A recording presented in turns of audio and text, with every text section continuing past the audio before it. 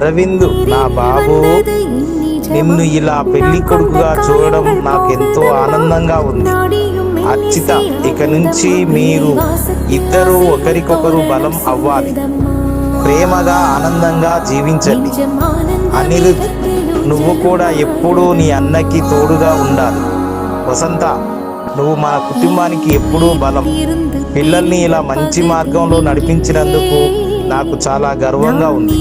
నా ఆశీర్వాదం ఎప్పుడూ మీ అందరితోనే ఉంటుంది. నాన్న ఎప్పటికీ మీతోనే ఉంటాడు.